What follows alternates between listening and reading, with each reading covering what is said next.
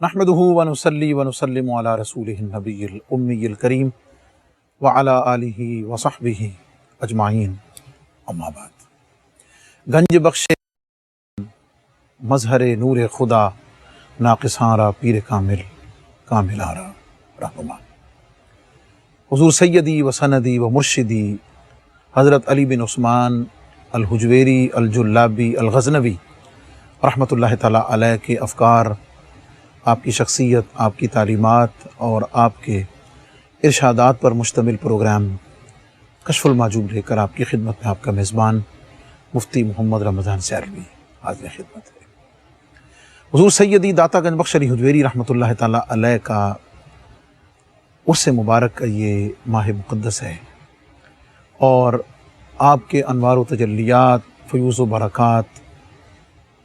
उर्स मुबारक के इस महीने में अपने ख़ास एक तूफ़ान की सूरत में, तुग़यानी की सूरत में पूरे आलम इस्लाम पर और अपने तमाम मुतक़िदीन मुतवस्सिलीन पर बराबर होते हैं। हुज़ूर सैयदी दाता गंज बख्श अली हुजवेरी रहमतुल्लाहि तआला अलैह, जिन्हें हज़रत ख्वाजा अजमेरी रहमतुल्लाहि तआला अलैह ने नाक़िसारा पीर कामिल और कामिलारा रहनुमा फरमाया, इन दोनों शानों का ज़ुहूर यूँ तो हर वक्त, हर लम्हा, हर लहज़ा पूरा साल होता है, लेकिन उर्स मुक़द्दस की इन अय्याम में इन दोनों शानों का ज़ुहूर बड़े कमाल के साथ देखा जा सकता है। इसलिए कि आँख वाला तो तेरे जोबन का तमाशा देखे, दीदा कोर को क्या आए नज़र, क्या आए देखे। इस प्रोग्राम में कश्फुल माजूब शरीफ के उन्वानात और अल्फाज की तशरीहात के लिए मेरे साथ हमेशा की तरह आज भी तशरीफ़ फरमा हैं पैकर मोहब्बत व इख़लास, बड़ी दिलावेज़ और बड़ी दिलनशीन गुफ्तगू फरमाने वाले और हुज़ूर सैयदी दाता गंज बख्श अली हुजवेरी रहमतुल्लाहि तआला अलैह के इरशादात और आपकी इस मुबारक तहरीर की रूह को हत्तल इम्कान आसान पैराए में आप तक पहुँचाने के लिए मोहतरमुल मक़ाम हज़रत अल्लामा मोहम्मद शहज़ाद मुजद्दिदी साहब, अस्सलामु अलैकुम व रहमतुल्लाहि व बरकातुहू। मुअज़्ज़ज़ नाज़रीन, आज हम कश्फुल माजूब शरीफ के 11वें बाब में हज़रात अइम्मा तबा ताबईन रिदवानुल्लाहि ताला अलैहिम अजमाइन में से जिस हस्ती के ज़िक्र के साथ हाज़िर खिदमत हैं, उनका नाम हज़रत अस्कर बिन हुसैन रहमतुल्लाहि ताला अलैह। इनके नाम में जो तस्हीह है उस पर हज़रत थोड़ी गुफ्तगू फरमाएँगे जो आम किताबों में पाई जाती है। हुज़ूर फ़ैज़ आलम दाता गंज बख्श रहमतुल्लाहि ताला अलैह ने जिस अपने मखसूस अंदाज़ में और अल्फाज के साथ आपका ज़िक्र किया है, मैं चाहूँगा कि आपकी शख्सियत का एक मुख्तसर सा तारुफ़ आपके नाम की करेक्शन के साथ मुअज़्ज़ज़ नाज़रीन की खिदमत में पेश किया जाए और उसके बाद हम इंशाअल्लाहुल अज़ीज़ तरतीब के साथ आपके ज़िक्र पाक आगे बढ़ाएँगे। बिस्मिल्लाहिर्रहमानिर्रहीम, अल्हम्दुलिल्लाहि रब्बिल आलमीन वस्सलातु वस्सलामु अला अशरफिल अंबिया वल मुरसलीन व अला आलिहि व सहबिहि अजमईन। हर के ख़ाहत हम नशीनी बा खुदा वो नशीनत दर हुजूर औलिया। ये उन हस्तियों में से हैं हज़रत अस्कर बिन हुसैन अबू तुराब नक्शबी रहमहुल्लाह ताला, जिनका ज़िक्र और जिनकी सोहबत और जिनकी मायत ये गुनाहों के कफ़ारे का सबब होती है और जिनको देख कर अल्लाह याद आता है। आप का नाम नामी इसमें गिरामी अस्कर बिन हुसैन स्वाद के साथ है। जी, दो चीज़ें, एक तो अस्करी नहीं है, किताबों में उर्दू किताबों में अस्करी लिखा है जो कि गलत है। तस्हीह फरमा लें, हमारे अहबाब नाज़रीन जो कश्फुल महजूब पढ़ते हैं सामने रखते हैं वो इसकी करेक्शन कर लें। और हुसैन भी सीन से नहीं, स्वाद वाला हुसैन। और अबू तुराब ये आपकी कुन्नियत। नक्शब वो मावराउन नहर सेंट्रल एशिया का वो कस्बा जहाँ पर आपकी विलादत बासाद थी और ये बड़ा मशहूर जगह है। नक्शब जो है बड़ी मरदुम खेज़ खित्ता है। यहाँ से बड़े बड़े अकाबिर, जय्यद उलमा और सूफिया और सुलहा पैदा हुए और आलम इस्लाम के अंदर उन्होंने बहुत खिदमात सर अंजाम दी। आपका ज़माना 3री सदी हिजरी का है और मुआसिरीन में हज़रत इमाम अहमद बिन हम्बल रहमतुल्लाह अलैह जैसी हस्तियाँ मौजूद हैं اور اتنے بڑے جلیل القدر امام کے ہاں امام حضرت عسکر بن حسین ابو تراب نقشبی رحمۃ اللہ تعالی علیہ، جن کو ہم آگے گفتگو میں حضرت ابو تراب نقشبی کہہ کر گفتگو کریں گے، ان سے خود امام احمد بن حنبل روایت لیتے تھے جی، اور ان کی حکایات کو آگے رپورٹ کیا کرتے تھے۔ سبحان اللہ۔ ایک صرف میں اس کی مثال دوں، اب صوفی اور محدث کی دوستی، جی، تعلق، ایک دوسرے کی عظمت کا اعتراف اور پھر مکالمے کا انداز۔ آپ فرماتے ہیں حضرت امام احمد بن حنبل رحمۃ اللہ کے بیٹے حضرت عبداللہ فرماتے ہیں کہ ایک بار میرے والد صاحب حسب معمول کلاس میں پڑھا رہے تھے اور حدیث کا سبق چل رہا تھا، اور اپنے معمول کے اب یہ یاد رہے کہ اس کلاس کے اسٹوڈنٹس امام بخاری و مسلم ہیں، سبحان اللہ۔ تو آپ فرما رہے تھے فلان ثقۃ و فلان ضعیف، تو اتنے میں حضرت ابو تراب نقشبی رحمہ اللہ تشریف لے آئے۔ جب یہ منظر دیکھا فرمایا یا شیخ فلا تغتاب، یا شیخ فلا تغتاب للعلماء، میں شیخ اتنے علماء بزرگوں کی غیبت مت کرو، کبھی کسی کو ضعیف، کسی کو کچھ، کسی ظاہر ہے محدثین کا تو ایک فن ہے، جی، تو وہ اس انداز سے گفتگو۔ صوفیہ کا پوائنٹ آف ویو یہ تھا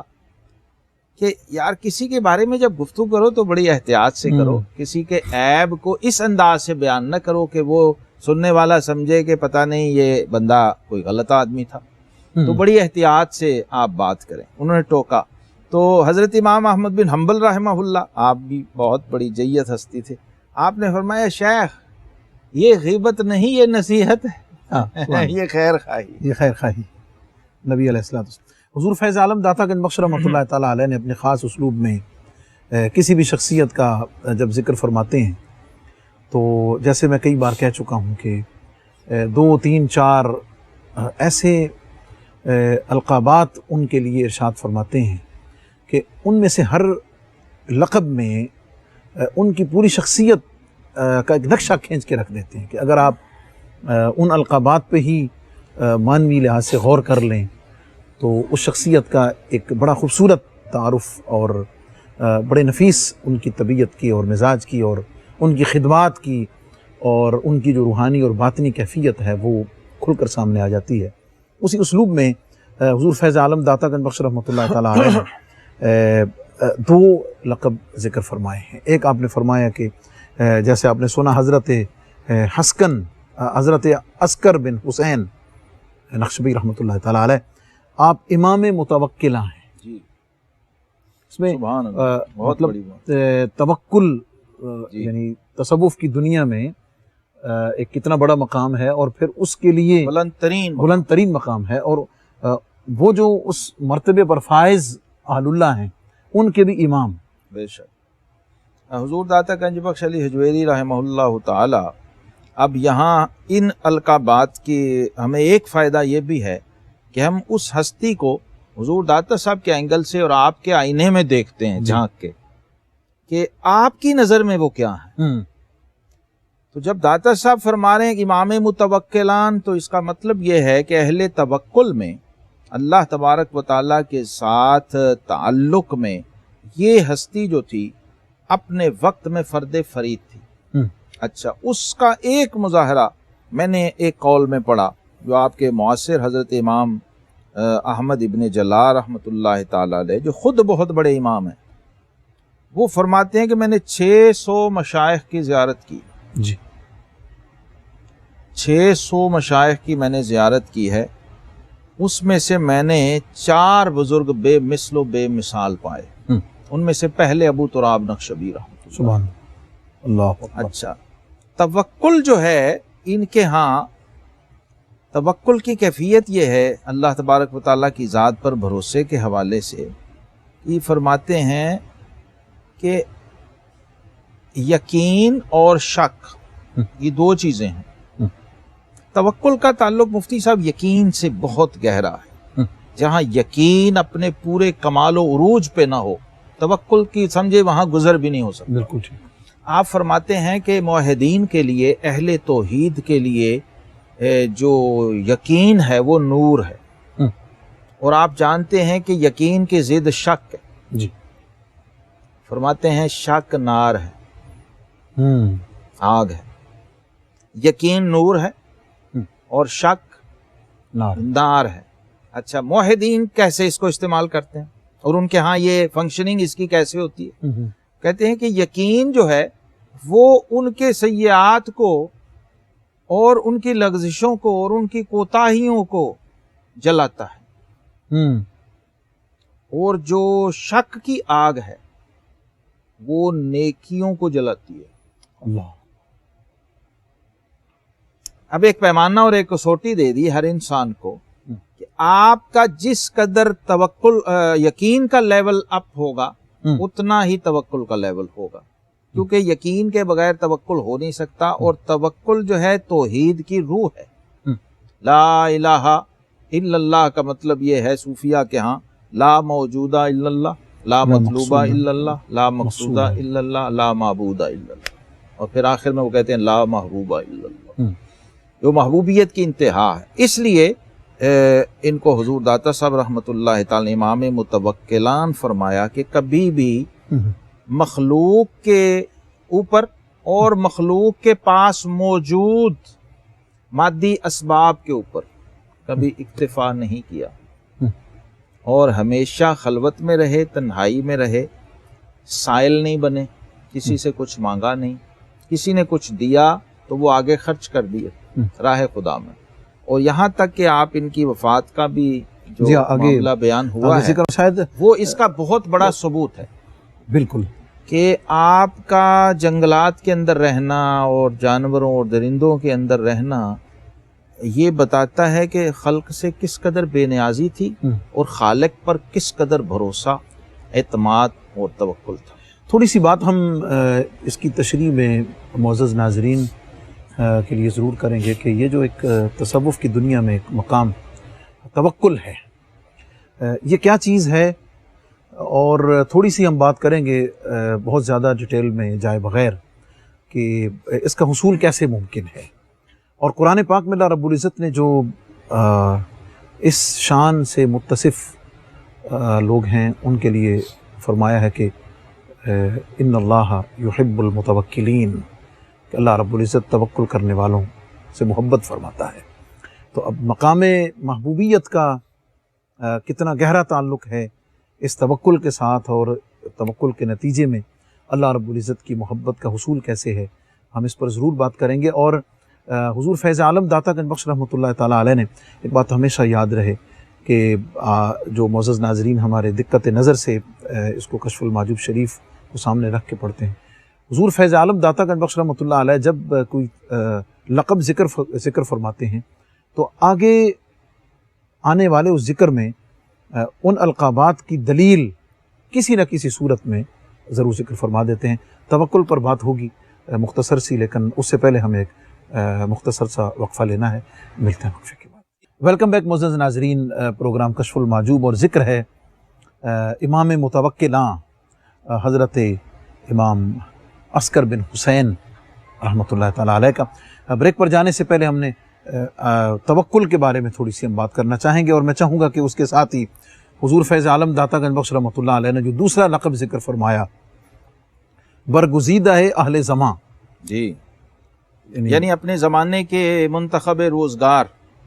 چنیدہ آدمی، جیسے میں نے قول بتایا کہ 600 مشائخ میں سے اگر 4 نکال لیں تو ان میں پہلے ابو تراب نقشبی رحمۃ اللہ علیہ سبحان اللہ اپنے معاصرین میں بھی ممتاز تھے، اور وہ بزرگ، وہ جید ہستیاں جن کے پچھلے پروگراموں میں ذکر کر چکے اور آئندہ کریں گے، انہوں نے ان کو برگزیدہ زماں کہا کہ یہ ہم لوگوں میں بھی ایک مخصوص آدمی ہے اور متخصص آدمی ہے اور صاحب کمال ہے۔ اب اس کمال میں جو عروج پہ چیز تھی وہ ان کا توکل تھا، جی، اور توکل مفتی صاحب صوفیہ کے ہاں بڑی محبوب اور آئیڈیل چیز سمجھی جاتی ہے۔ یہ میں اشارہ کر دوں، امام متوکلان جب کہا حضور داتا صاحب نے، تو اس کا مطلب یہ ہے کہ صوفیوں میں آئیڈیل ترین شخص وہ ہوتا تھا جو توکل میں باقیوں سے ممتاز ہو، تو اس کو بہت لائک کرتے تھے جی، اور سمجھتے تھے کہ یار یہ شخص ہمارے لیے ایک پیمانہ اور معیار و کسوٹی ہے، اگر ہم نے خود کو پرکھنا ہے کہ ہمارے اندر توکل کتنا ہے، تو اکثر یہ حوالہ ان میں ریفرنس دیا جاتا تھا کہ آپ کیا ابو تراب نقشبی کی طرح کا توکل رکھتے ہیں یا اس کے برابر کر رکھتے ہیں؟ تو تو اگر ان کے قریب تر بھی کوئی ہوتا تو اس کو سمجھا جاتا کہ یہ صاحب توکل ہے، اور اگر کسی نے توکل سمجھ نہ ہوتا تو پھر ان کی بارگاہ میں جاتے تھے لوگ سبحان اور دیکھتے تھے اور سنتے تھے یا پوچھتے تھے یا ان کے کسی عمل کو دیکھتے تھے کہ ان کا، جیسے حضور داد صاحب قول لائے آپ کا جی ہاں کہ الفقیر قوتہ ما وجد ولباس ما ستر ومسکنا حیث نزل، فقیر کی غذا وہی ہے جو اسے مل جائے، اور لباس وہ ہے جو ستر ڈھانپ لے، بدن ڈھانپ لے، اس میں اس کا اپنا ذاتی کوئی تصرف اور کیفیت نہ ہو، اور اس کا نشیمن، اس کے رہنے کی جگہ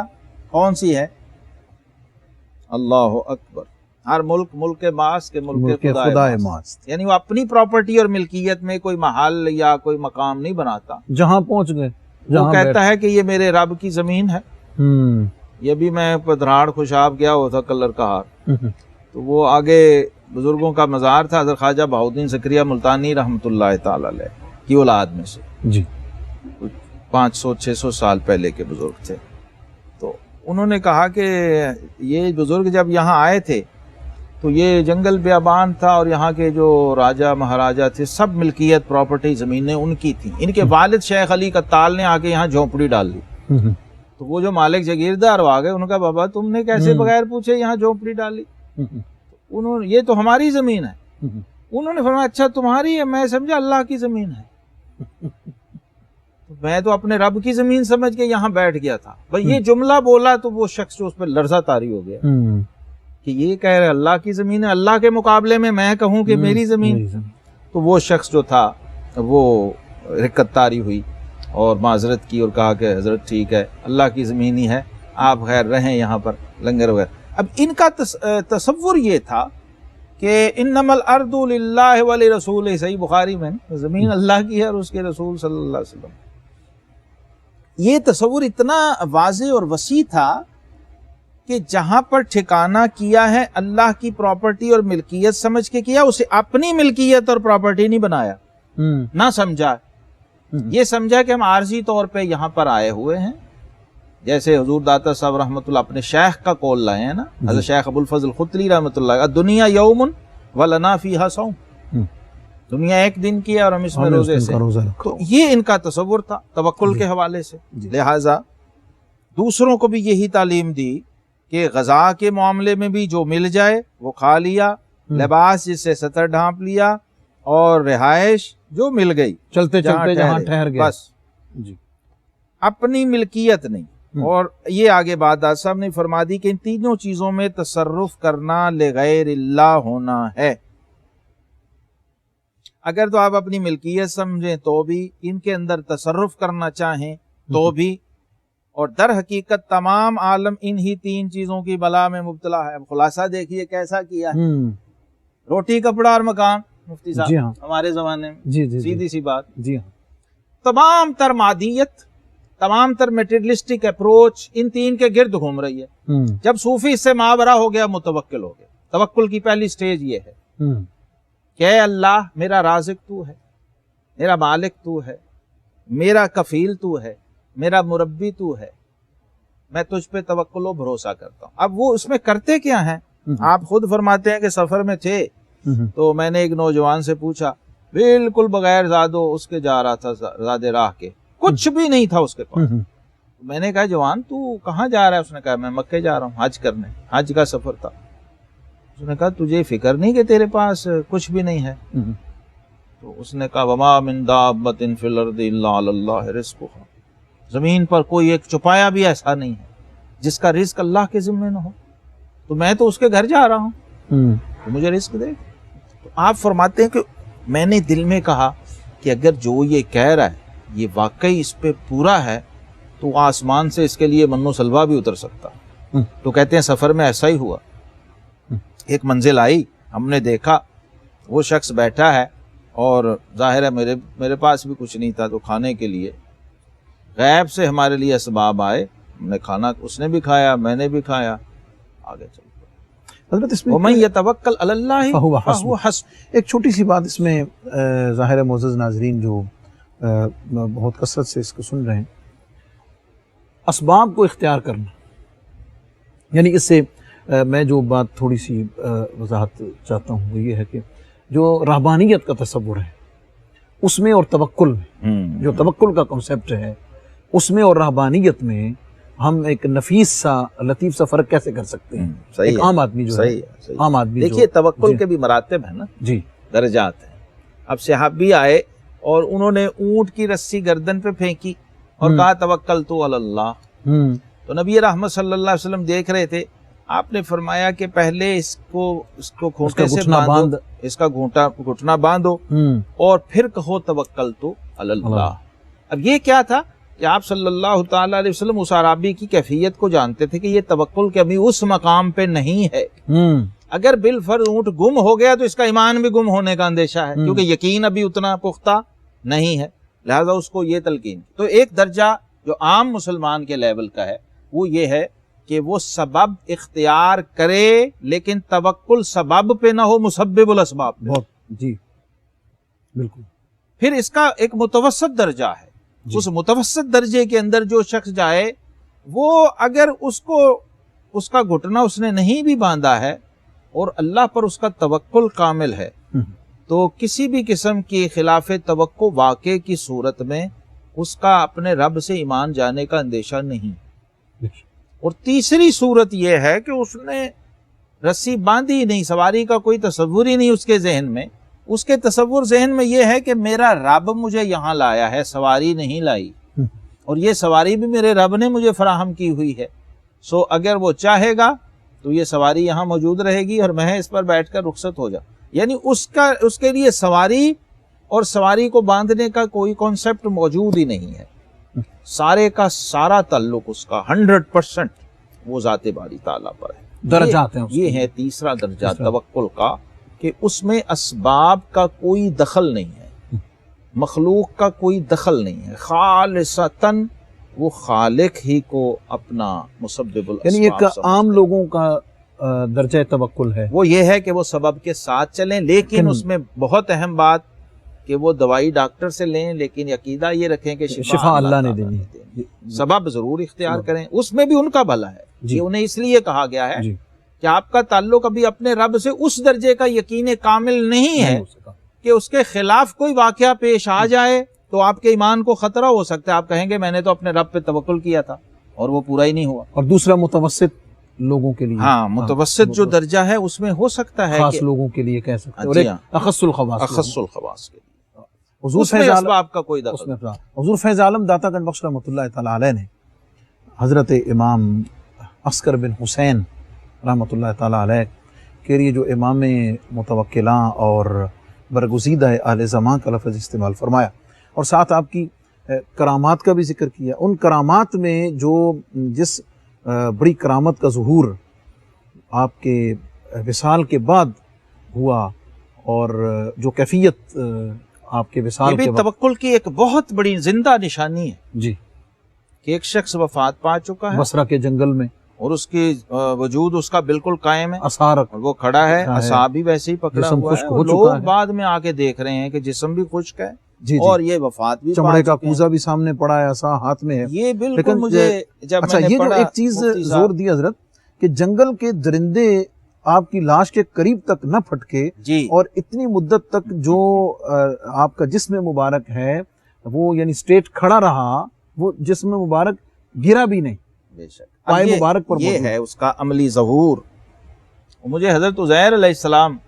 جی یاد آ گئے جو قرآن پاک میں اللہ تبارک و تعالیٰ نے جب دیکھا تو گدھا جو ہے جی ہاں وہ مٹی بنا پڑا تھا، کھانا بالکل فریش تھا، تو یہ بھی مشاہدات میں ہوتا ہے، یہ جو کیفیت ہے یہ عالم تحیر کی۔ جب صوفی عالم تحیر میں جاتے ہیں تو اس وقت دنیا و ما فیہا سے بے خبر ہو جاتے ہیں، زندگی اور موت سے بھی بے نیاز ہو جاتے ہیں۔ یعنی آپ کی جو مشتغان خنجر تسلیم را ہر زمان غیب جانے دیگر است، یعنی آپ کا جو وفات ہے وہ اس عالم تحیر میں ہوئی ہے، اس عالم مشاہدہ میں ہوئی ہے، تحیر مشاہدے سے پیدا ہو۔ جب مشاہدے میں گئے تو پھر کیا ہوا، وہ جو کچھ تھا اس سے ماوراء و بے نیاز ہو گئے، تمام مادی چیزوں کا اطلاق ختم ہو گیا۔ سلیمان علیہ السلام دیکھیے اللہ نے دکھایا تھا، کھڑے ہیں کام ہو رہا تھا عصا پہ، اور بعد میں اس کو گھن لگ چکا۔ یہ ان احوال انبیاء سے جب وہ تجلیات پڑتی ہیں ان صوفیاء پر تو ظہور ہوتا ہے کسی نہ کسی کیفیت کا۔ سو عالم وقت وصال آپ کے اوپر یہ کیفیات طاری ہوئیں، اور جس وقت وفات ہوئی ہے اس وقت عالم تحیر و مشاہدہ میں ہے۔ جب وفات ہو گئی، روح قبض ہو گئی، تو سلیمان علیہ السلام کی وہ کیفیت کا فیض نصیب ہوا جی کہ درندے وہ پھٹک نہیں رہے، کیونکہ وہ نہیں سمجھ رہے تھے کہ یہ فوت ہو گئے۔ جی آپ نے ایک اصطلاح ہمارے پروگرام میں کئی دفعہ سنی ہوگی کہ مختلف انبیاء کا فیض جو ہے وہ حضور علیہ الصلوۃ والسلام کی امت کے اولیاء کو ملتا ہے۔ مجھے بریک کے لیے کہا جا رہا ہے، بڑی دلچسپ اور بڑی توجہ والی بات ہے، اس کو ہم کنٹینیو کریں گے but after this break stay with us. Welcome back معزز ناظرین، پروگرام کشف المحجوب، اور بریک پر جانے سے پہلے حضرت امام عسکر بن حسین رحمۃ اللہ علیہ کے ذکر میں ہم نے توکل کی، اور اس اعلیٰ درجے پر مقام تحیر و مقام مشاہدہ پر جو آپ کا وصال ہوا جنگل میں، بصرہ کے جنگل میں، اور آپ کا جسم مبارک محفوظ ہے، کسی جانور نے، کسی درندے نے اس سے تعرض نہیں کیا ہے اور جسم کو محفوظ رکھا ہے۔ تو حضور علیہ الصلوۃ والسلام کی امت کے اولیاء کو تمام انبیاء علیہ الصلوۃ والسلام کے فیوز و برکات عطا ہوتے ہیں۔ جیسا کہ آپ نے سنا کہ یہ بزرگ موسوی المشرب ہیں، عیسوی المشرب ہیں، تو ہم کہہ سکتے ہیں کہ حضرت امام عسکر بن حسین رحمۃ اللہ تعالیٰ علیہ، آپ حضرت سلیمان علیہ السلام ان کے مشرب پر اور ان کے خصوصی فیوزات و برکات آپ کو عطا ہوئے۔ حضور فیض عالم داتا گنج بخش رحمۃ اللہ علیہ نے، جیسا کہ ہم نے پہلے بھی ذکر کیا کہ آپ کے ارشاد کو ذکر فرمایا، اور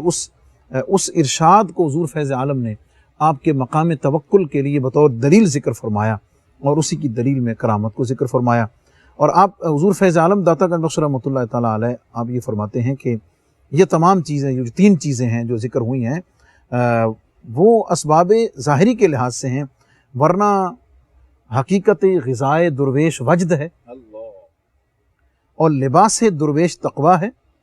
اور مسکن درویش مقام غیب ہے۔ اس کے اوپر حضور فیض عالم داتا گنج بخش رحمۃ اللہ علیہ نے قرآن پاک کی 2 آیات کو بطور دلیل پیش کیا ہے کہ وَأَن لَوِ اسْتَقَامُوا عَلَى الطَّرِيقَةِ لَأَسْقَيْنَاهُمْ مَاءً غَدَقًا، اگر یہ لوگ صراط مستقیم پر قائم رہتے تو ہم ان کو وافر پانی پلاتے، اور وَلِبَاسُ التَّقْوَى ذَلِكَ خَيْرٌ، اور ایمان والوں کے لیے جو پرہیزگاری کا لباس ہے وہ بہت بہتر ہے۔ اور تیسرے کی دلیل حضور علیہ السلام کا فرمان کہ الفقر وطن الغیب، فقر جو ہے وہ وطن غیب ہے۔ تینوں پر دلیل، یعنی اس مشرب پر اس قول کا جو استشہاد ہے وہ قرآنی آیات سے اور نبی پاک علیہ السلام کے حدیث سے۔ اس کی تھوڑی سی وضاحت ہو جائے، پھر انشاءاللہ ہم اختتام میں حضور فیض عالم داتا گنج بخش، یہ بڑا اہم جملہ ہے، در حقیقت غذائے درویش وجد ہے، اور یہ جو تحیر ہے یہ خود وجد کی ہی ایک قسم ہے جی، جس میں آپ کا وصال ہوا۔ حضرت خواجہ قطب الاقطاب قطب الدین بختیار کاکی اسی وجد کی کیفیت میں تھے نا جب روح پرواز کی۔ اب اس میں ہوتا یہ ہے کہ کشتگان خنجر تسلیم را ہر زماز غیب جانے دیگرست، ایک جان جا رہی ہوتی ہے اور ایک جان آ رہی ہوتی ہے۔ وہ صوفی صاحب حال اس وقت اس کیفیت میں ہوتا، گویا ایک دم مر رہا ہے، ایک دم جی رہا ہے، ایک دم مر رہا ہے، یعنی حیات و ممات کا وہ جو پورا پروسیس ہے وہ اس پہ کھلتا ہے۔ حیات کی حقیقت کھلتی ہے، موت کی حقیقت کھلتی ہے کہ دراصل یہ دونوں بھی کچھ نہیں ہے۔ اگر نہ ہو تجھے الجھن تو کھول کر کہہ دوں، اگر نہ ہو تجھے الجھن تو کھول کر کہہ دوں، وجود حضرت انسان نہ روح ہے نہ بدن۔ تو یہ اہل حقیقت ہیں، حقائق تک یہ لوگ جاتے ہیں کہ غذائے درویش وجد ہے، لباس درویش تقوی ہے، اور مسکن درویش مقام غیب ہے۔ اب قرآن نے یہ کہا کہ اگر یہ استقامت کے ساتھ رہتے تو ہم ان کو سیراب کر دیتے۔ یہ استقامت سے رہے، سیراب ہو گئے۔ جو ان کے نقشے قدم پہ چلنا چاہتا ہے، یہ کوئی شارٹ کٹ نہیں ہے، اور یہ کوئی ایک آدھ دن یا رات کا معاملہ نہیں ہے کہ آپ آئیں 4 تسبیح پر، نہ، یہ مستقل کیفیت کا نام ہے اور استقامت کا نام ہے۔ انہی امام کو دیکھ لیں، امام متوکلاں کہا گیا ہے، عین وصال کے وقت جا کے وصال نصیب ہوا ہے۔ یہ معراج ہے اصل میں جو ان کو حاصل ہوئی وفات کے وقت۔ تو یہ نہیں کہا کہ جی کیا بات ہے جی، ہو کچھ مل نہیں رہا، کچھ ہو نہیں رہا۔ لوگ چاہتے ہیں کچھ کرامات صادر ہوں، کچھ مکاشفات ہوں، کچھ نظر آئے، کچھ یہ کوئی تھوڑی ٹیپ ٹاپ ہو، کچھ شور شرابہ، نہ، اس سے نہیں ہوگا۔ جو ہی یہ تصور آیا ہر چیز گئی ضائع ہو جائے گا سب کچھ، کیونکہ آپ کا توکل ختم ہو گیا، آپ کا تعلق ختم ہو گیا، یقین ختم ہو گیا، اس کی جگہ ریا آ گئی، بناوٹ، مداحنت، دکھاوا، اس سے آپ نے نکلنا ہے۔ تو ایک تو استقامت ہے، تب جا کے وہ جو وصل کا جام ہے، وہ جو کافی پانی پلاتے ہیں نا صوفیہ، اس کو یہ کہتے ہیں۔ ظاہری معنی اس کا اور ہے، باطنی معنی اور ہے۔ اور پھر تقویٰ کا لباس، اپنے اوپر تقویٰ کو لباس کی طرح اوڑھ لینا۔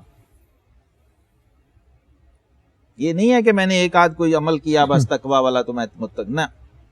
مستقل تقویٰ کا لباس اپنے اوپر اوڑھ لینا، اپنے زندگی موت اپنے وجود کا حصہ بنا لینا، اور اس دائرے میں رہنا، اور اس کے سارے لوازمات کے ساتھ رہنا۔ اس کی ہم اب تفصیل میں نہیں جا سکتے۔ فقر وطن غیب ہے۔ یہاں آ کے مفتی صاحب میں سٹک ہو گیا تھا، یہ جب میں نے پڑھا اس جملے الفقر وطن الغیب، بہت میں نے اس پہ غور کیا، کتابیں بھی دیکھی، کہیں کسی نے کچھ اس پہ کمنٹ نہیں کیا۔ مجھے یہ سمجھ آئی کہ الغیب وطن الفقر، الغیب وطن الفقر، اس کو یوں پڑھنا کہ فقر کا جو آماج گاہ ہے وہ غیب ہے۔ فقر آپ کو لے جاتا ہے عالم غیب میں، عالم شہود سے عالم غیب، یعنی عالم حقیقت میں، عالم باطن میں، هو الاول والآخر والظاہر والباطن، صورت سے حقیقت تک لے کے جاتا ہے۔ جب فقر اپنی معراج کو پہنچتا ہے، اور آپ جانتے ہیں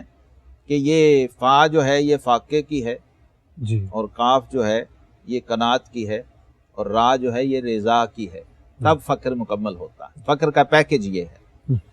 جب یہ پیکج مکمل ہوا تو اب کیا ہوا؟ اب صرف اور صرف عین ذات، عین ذات کا وصل و دیدار ہے، اور اس کا نتیجہ یہ ہوتا ہے کہ حسبی اللہ لا الہ الا هو علیہ توکلت وہو رب العرش العظیم۔ اس کے بعد پھر انسان کے اندر طبعاً کسی اور چیز کی طلب نہیں رہتی، فطری طور پہ کسی چیز کی طلب نہیں رہتی۔ اور ان بزرگوں کے ساتھ ایسے واقعات پیش آئے ہیں ان احوال کے دوران کہ اتنا تعلق ہو گیا کہ ظاہری اسباب و علائق سے بھی منہ پھیر لیے، پھر متوجہ کیا گیا کہ نہیں، چونکہ یہ دنیا ہے اور ان کے بھی حقوق ہیں، اس لیے آپ کو جب تک دنیا میں زندہ ان سے تعلق رکھنا پڑے۔ حضور فیض عالم داتا گنج بخش رحمۃ اللہ تعالیٰ علیہ نے ان تینوں چیزوں کی وضاحت میں جو اس کو کنکلوڈ کیا ہے اور بالکل اختتامی، تو جب عقل و شرب فقیر شراب دیدار یار ہے، جی، یہ الفاظ کا سبحان اللہ، کوزے میں دریا بند ہے نا، جی، جب عقل و شرب فقیر یعنی فقیر کا کھانا پینا دیدار یار کا جام ہے، دیدار سادہ لفظوں میں شراب دیدار یار ہے، اور لباس فقیر تقوی اور مجاہدہ ہے، جی، اور وطن فقیر مقام غیب اور وصل کے مقام کا اظہار چاہنا فقر کے طریقہ کا کھلا راستہ ہے۔ سبحان، اور اس کے عمل روشن ہے، یعنی اور یہ ہم فقیر یہ کا کہہ درجہ سکتے ہیں کمال، کہ یہ کوڈ ورڈز ہیں، کوڈ ورڈز ہیں، اور میں سمجھتا ہوں کہ یہ ایک بڑے مختصر الفاظ کے کوزے میں ساتھ دریا بند کر دیا، نصاب تصوف سبحان اللہ، پورے کا ڈائریکشن پورا پوری بتا دی کہ فقیر۔ اب وہ حضرت جامی مجھے یاد آگے کہتے ہیں ہشت دریا گر بنوشم تر نہ گردد کام ماں، یہ ساری کائنات کے خزانے اور نعمتیں بھی میرے سامنے آ جائیں تو مجھے کوئی لذت حاصل نہیں ہوگی۔ شربت دیدار باید تشنہ دیدار، 8 سمندر بھی پی جاؤں تو میرا تالو تر نہ ہو، کیونکہ مجھے صرف اور صرف سیرابی ہوگی تو دیدار یار کی شراب سے ہوگی۔ یہ اس کیفیت میں جب بندہ جاتا ہے تعلق باللہ کی معراج پہ، تو اس کے اندر یہ کیفیت۔ اب کیا ہوا؟ اب مسبب سے اتنا ربط ہو گیا ہے، وہ جو ایاز نے محمود کے سر پہ ہاتھ رکھ کے کہا تھا نا کہ صاحب نے وہ موتی لے لیے، اس نے ہاتھ رکھ دیا، کہا بھی یہ کیا؟ ان کا آپ نے کہا تھا جو اٹھا لے، جو اس کا جو چیز جس کے ہاتھ آ جائے اس کی، سب نے موتی اٹھا لیے، میں نے موتیوں والا اٹھا۔ یہ وہ لوگ ہیں، آخری منزل آپ دیکھتے ہیں ہر امام، ہر صوفی، ہر عارف و درویش کی، وہ عین ذات ہے اور ذات باری تعالیٰ ہے، اور اس میں پھر وہ دنیا اور عقبہ دونوں کی نفی کر کے جاتے ہیں، کہتے ہیں جناب دنیا بھی نہیں چاہیے، آخرت بھی نہیں چاہیے ہمیں۔ اور یہ جو جملہ ہے، یہ جو بالکل مختصر بتانے کے بعد کہ یہ فقیر کا درجہ کمال ہے، یہ فقیر کا درجہ کمال ہے، یعنی یہ اس کا منتہائی مقصود ہے، یہاں وہ پہنچنا چاہتا تھا۔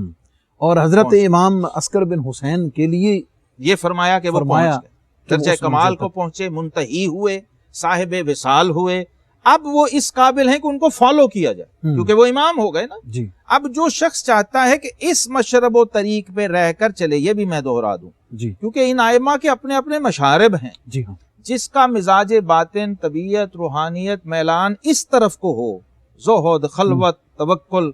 تو وہ پھر حضرت ابو تراب نقشبی کو فالو کرے گا، ان کے مشرب کو فالو کرے گا سبحان اللہ. اور ان کے طریق پر چلے گا. اس طریق پہ چل کے اسے منزل مقصود ملے گی اور درجہ کمال نصیب ہو. یہ حضور صاحب کی وہ تشخیص ہے جی جو اس نصاب تصوف میں آپ اپنے بالکل انداز آخری سے بیان لمحات کریں. ہیں عقیدے کی ایک بڑی خوبصورت سی بات کہ حضرت عسکر بن حسین رحمۃ اللہ تعالیٰ علیہ، ان کا جسم مبارک جنگل میں بھی بعد از وصال محفوظ ہے. اللہ درندوں جانوروں کو بھی پتہ سبحان ہے اللہ، کہ یہ سبحان اللہ. کس مقام کے ولی ہیں. تو ان کو معلوم ہے کہ ہم نے ان کے جسم پاک کو کوئی نقصان گزند نہیں پہنچانا. بے شک درندوں کو معلوم ہے، درندوں کو بھی معلوم ہے. اور یہ زمین کے بارے میں بھی مفتی صاحب آپ فرماتے ہیں، حضرت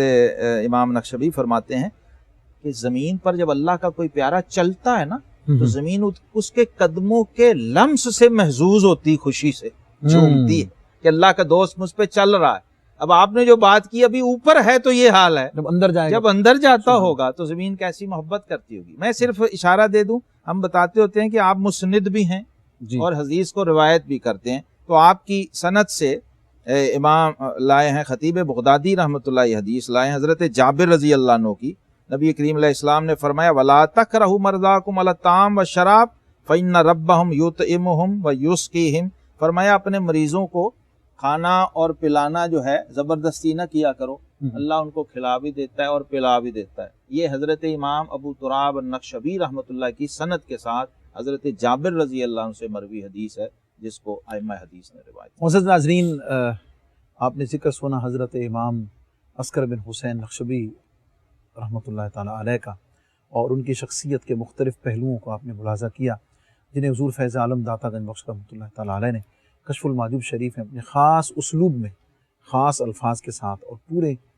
قرآنی آیات، حدیث اور اپنے اس خاص علمی مرتبے اور مقام اور شان کے مطابق اس کا ذکر فرمایا. میں سمجھتا ہوں کہ حضرت امام عسکر بن حسین نقشبی رحمۃ اللہ تعالیٰ علیہ ان کی شخصیت میں اور ان کی اس کرامت میں اور ان کے ذکر میں تمام سالکین کے لیے اور اہل اللہ سے محبت کرنے والوں کے لیے توکل کے، محبت کے، عشق کے اور سیرت کو اپنانے کے بہت سے سامان موجود ہیں. معزز ناظرین، پروگرام کا وقت ختم ہو جاتا ہے. بہت شکریہ جناب تشریف آوری اور کلمات کے عطا کرنے کا. معزز ناظرین، اپنوں کا دائیں بائیں سب کا بہت خیال رکھیں، اس لیے کہ اسی میں ہم سب کی بھلائی ہے. اور یا اللہ کا ذکر کرتے رہیے، سنتے رہیے اور عمل کرنے کی جستجو کرتے رہیے. والسلام علیکم ورحمۃ اللہ وبرکاتہ.